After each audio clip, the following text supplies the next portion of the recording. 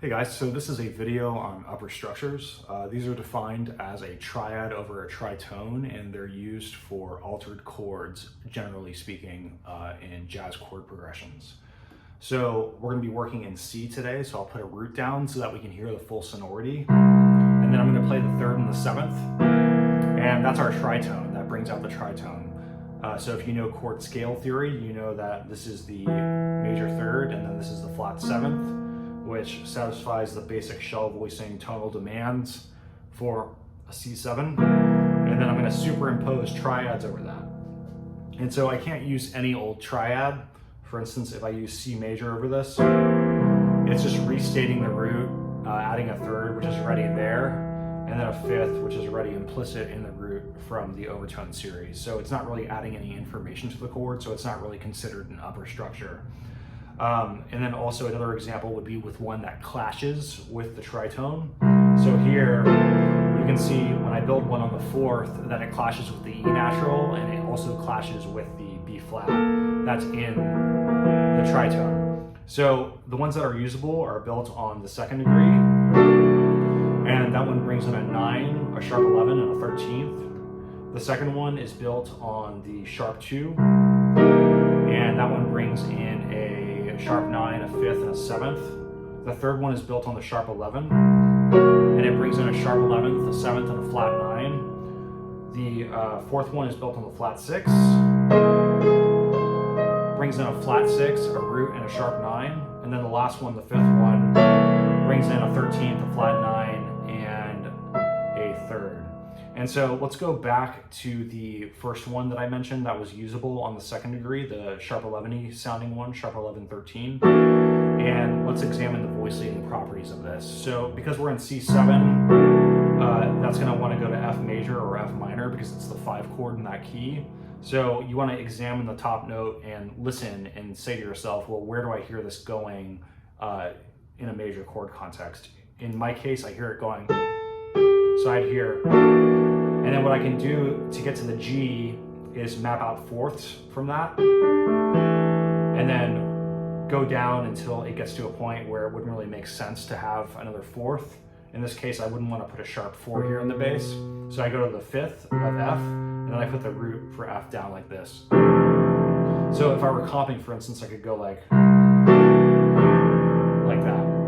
And now if I take that D major triad and I tack the D on top, if I invert the D up there, I hear it wanting to go.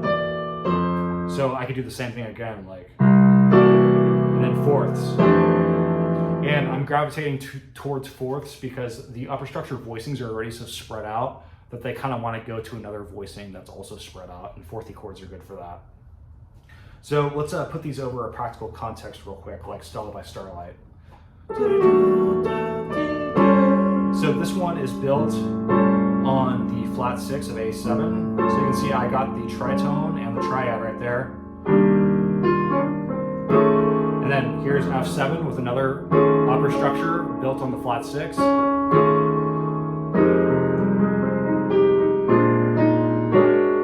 And then over B flat here, I have one that's built on the flat 6. Then on the A flat 7, I have one built on the 2.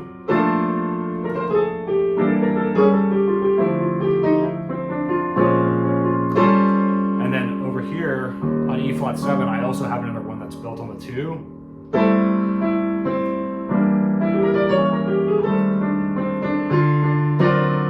And then here on D7, this one is built on the flat 6. And now I'm going to G7 in this particular chord progression. And look, I have another one built on the flat 6 here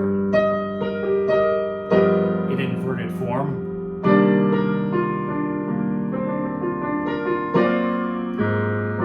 And now this A flat 7 is taking another upper structure built on the 2.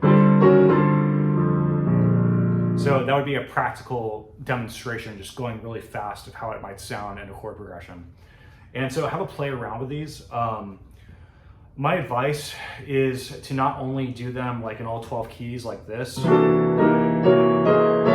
but really get into a tune with maybe just one of them. So for instance, go to a song that you like and say, for instance, it has a G7 sharp 11. what you could do is you could put the root down, put your 3rd and 7th down, or 7th and 3rd, doesn't matter really which inversion, it's up to you. And then say, well, the melody note probably has a sharp 11 if it's in the lead sheet. So go to the melody note, which is the sharp 11, and then see how you can fill this into a triad. So in this case, it's pretty simple. This is just the root of the triad that's going to work. So like that. I'm just in this particular inversion. And then that's how you can get started with them and get them into your playing in an organic way. All right, guys, if you got anything from this video, like and subscribe, and I'll see you in the next one. All right, thanks.